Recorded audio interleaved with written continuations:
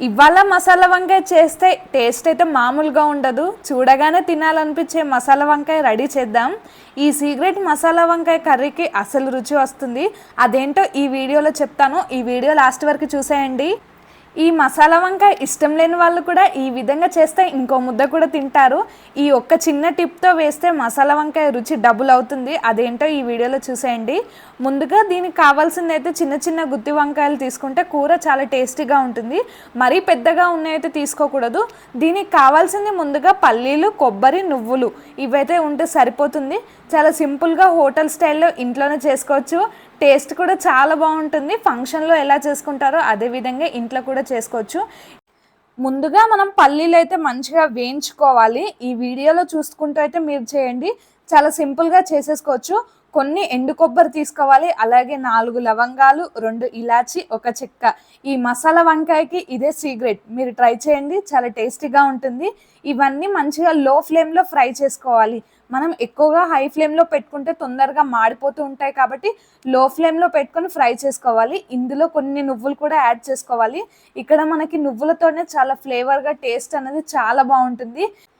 ఈ కర్రీ అనేది కొంచెం చిక్కగా రావాలంటే ఇందులో కొంచెం నువ్వులైతే వేసుకోవాల్సిందే. ఈ విధంగా మీరు ట్రై చేశారంటే హోటల్ స్టైల్లో మించి వస్తుంది. టేస్ట్ అనేది అంత బాగుంటుంది.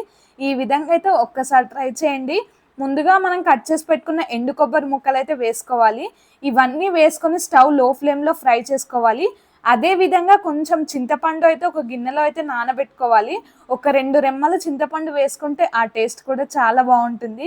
ముందుగా మనం వేయించుకున్న ఎండు కొబ్బరి, పల్లీలు, నువ్వులు ఇవన్నీ మిక్సీ జార్లో వేసుకొని కాస్త చల్లారిన తర్వాత మిక్సీ అయితే పట్టుకోవాలి. ఇవన్నీ వేసుకుంటే టేస్ట్ అనేది చాలా బాగుంటుంది. ఇవన్నీ వేసాకే ఇక్కడే అసలు టేస్ట్ వస్తుంది. ఈ మసాలా వల్లే కర్రీ ఇంకా రిచ్ ఫ్లేవర్లో వస్తుంది. చాలా మంది చేసే మిస్టేక్ అయితే ఇదే. ఎందుకంటే కొంతమంది అయితే ఇందులో నువ్వులు, పల్లీలు అయితే వేసుకోరు. ఇలా ఒక చుట్టు పట్టుకున్న తర్వాత ఇందులో మీ టేస్ట్కి సరిపడా కారం అయితే వేసేయండి. ఎందుకంటే మనం ఫ్రై చేసే కన్నా ఇలా ముందుగానే మనం మిక్సీ జార్లో పట్టుకొని వేసుకుంటే టేస్ట్ అనేది చాలా బాగుంటుంది. అలాగే మీ టేస్ట్కి సరిపడా ఉప్పు అయితే వేసుకోండి. ఇందులో ఒక 2 లేదా 3 చెంచాల వరకు కారం, 2 టేబుల్ స్పూన్ల వరకు ఉప్పు, అలాగే కొంచెం ధనియాల పొడి. ఇందులో సీక్రెట్ అయితే ఇదే. ఈ ధనియాల పొడి వేసుకుంటే టేస్ట్ వేరే లెవెల్లో ఉంటుంది. మీరైతే ఒకసారి అయితే ట్రై చేయండి. ఇవన్నీ వేసుకొని మంచిగా మిక్సీ పట్టుకోవాలి. అలాగే టేస్ట్కి సరిపడా కొంచెం అయితే ఉప్పు అయితే వేసుకున్నాం కదా, తర్వాతలో కూడా యాడ్ చేసుకోవచ్చు. కొంచెం పసుపు అయితే వేసుకోవాలి. మనం ముందుగా నానబెట్టుకున్న చింతరసం ఉంటుంది కదా, అదైతే వేసేసుకోవాలి. ఇవన్నీ వేసుకొని మంచిగా మిక్సీ పట్టుకున్న తర్వాత ముందుగా మనం కట్ చేసి పెట్టుకున్న వంకాయలు ఇలా 4 మూలల్లో కట్ చేసుకొని మసాలా అయితే మంచిగా పెట్టుకోవాలి. ఈ గ్రేవీ అయితే అన్నంలో అయితే నెక్స్ట్ లెవెల్లో ఉంటుంది. చపాతీలో కూడా సూపర్గా ఉంటుంది. ఒక్క ముద్ద తింటే ఇంకో ముద్ద ఆటోమేటిక్గా వెళ్తుంది. టేస్ట్ అనేది చాలా బాగుంటుంది. ఇంట్లో అందరూ రిపీట్గా అడిగే టేస్ట్ అంటే ఇదే ఉంటుంది. ఎందుకంటే మీరు ఈ విధంగా ట్రై చేశారంటే ఇక్కడ ఈ చిన్న టిప్ ఫాలో అయితే చాలా టేస్టీగా ఉంటుంది. అదేంటంటే వంకాయలకైతే ఈ విధంగా అయితే మనం మసాలా పెట్టుకోవాలి. చాలామంది పోపులో అయితే వేసుకుంటారు, కానీ అలా కాకుండా ఈ విధంగా మసాలా అయితే పెట్టేసేయండి. లోపల కొంచెం మంచిగా కారం అనేది పడుతుంది కాబట్టి టేస్ట్ అనేది చాలా బాగుంటుంది. ఈ విధంగా అన్నీ ఒక ప్లేట్లో పెట్టేసుకొని ప్యాన్ పెట్టుకొని అందులో ఒక 2 లేదా 3 చెంచాల వరకు అయితే ఆయిల్ అయితే వేసుకోవాలి. కొంచెం ఆయిల్ వేడెక్కిన తర్వాత ఆవాలు, జీలకర్ర అయితే వేసేసుకోవాలి. ఇవన్నీ మంచిగా లో ఫ్లేమ్లో అయితే వంకాయలు వేసేటప్పుడు అయితే ఫ్రై చేసుకోవాలి. టేస్ట్ అనేది ఇక్కడ మొదలైంది. ఇంకా స్టార్ట్ చేయాల్సిందే ప్రాసెస్ ఏంటో.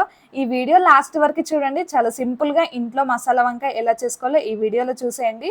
ముందుగా మనం కట్ చేసి పెట్టుకున్న ఒక 2 పచ్చిమిర్చి, ఒక ఉల్లిగడ్డ మంచిగా ఫ్రై చేసుకోవాలి. ఈ వీడియో లాస్ట్ వరకు చూస్తే చాలా సింపుల్గా ఇంతేనా అని మీరైతే అంటారు. అలాగే ఫ్రెష్గా దంచి పెట్టుకున్న అల్లం వెల్లుల్లి పేస్ట్ వేసుకొని మంచిగా కలుపుకోవాలి.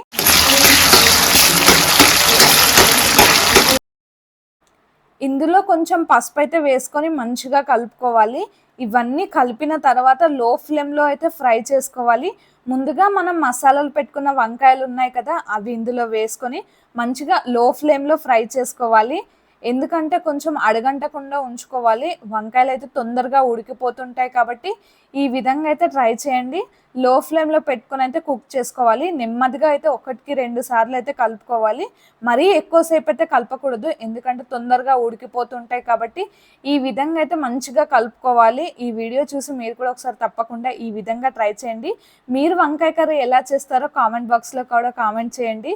మనం ముందుగా పట్టి పెట్టుకున్న మసాలా ఉంది కదా, అది కొంచెం అయితే వాటర్ యాడ్ చేసుకొని అయితే ఇందులో వేసేసుకోవాలి. ఎందుకంటే ఈ కాంబినేషన్ అన్నంలో కానీ చపాతీలో కానీ టేస్ట్ అయితే చాలా బాగుంటుంది. వాసన అయితే అదిరిపోయింది. ఎందుకంటే నేను టేస్ట్ చేశాను కాబట్టి మీ అందరికైతే చెప్తున్నాను.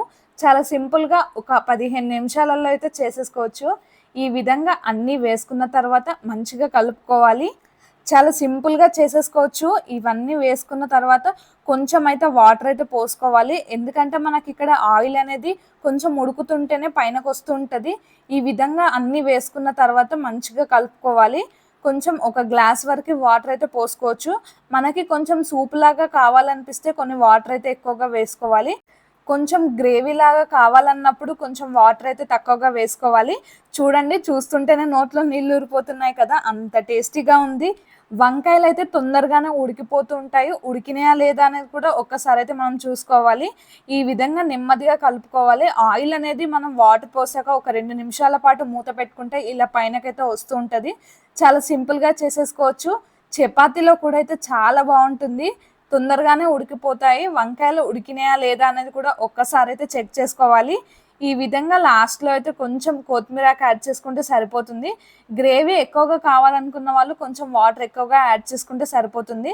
లాస్ట్లో ఒక 2 నిమిషాల పాటు మంచిగా ఉడికించుకోవాలి. ఎందుకంటే కొంచెం ఉడకకపోతే టేస్ట్ అనేది అంత బాగుండదు. ఈ విధంగా అయితే ఉడికించుకోవాలి. మనకి ఆయిల్ అనేది పైనకు వస్తూ ఉంటుంది వంకాయ ఉడికిన తర్వాత. లాస్ట్లో అయితే కొంచెం కొత్తిమీరాకు వేసుకొని స్టవ్ ఆఫ్ చేసుకుంటే సరిపోతుంది. ఒక 5 లేదా 10 నిమిషాలు అయితే లాస్ట్లో ఉడికించుకోవాలి. ఈ విధంగా ఉడికిన తర్వాత స్టవ్ ఆఫ్ చేసుకొని కొంచెం కొత్తిమీరాకు వేసుకుంటే సరిపోతుంది. ఈ వీడియో ఇక్కడి వరకు చూసారు కదా. మన ఛానల్ని కొత్తగా చూస్తున్న వాళ్ళు వెంటనే సబ్స్క్రైబ్ చేసుకోండి. అలాగే మీరు ఎలా చేస్తారో వంకాయ కర్రీ అనేది కామెంట్ బాక్స్లో కూడా కామెంట్ చేయండి. లాస్ట్లో కొంచెం ఉప్పు తక్కువగా అనిపిస్తే యాడ్ చేసుకుంటే సరిపోతుంది. ఇలా కొత్తిమీరాకు వేసుకొని స్టవ్ ఆఫ్ చేసుకుంటే అంతే, వేడివేడి వంకాయ కర్రీ అయితే రెడీ అయిపోయినట్టే. చపాతీలో కూడా చాలా బాగుంటుంది. ఈ విధంగా మీరు ట్రై చేయండి ఒక్కసారి అయితే. ఈ చిన్న చిన్న మిస్టేక్స్ వల్ల వంకాయ కర్రీ చేస్తారు, అంత టేస్టీగా ఉండదు.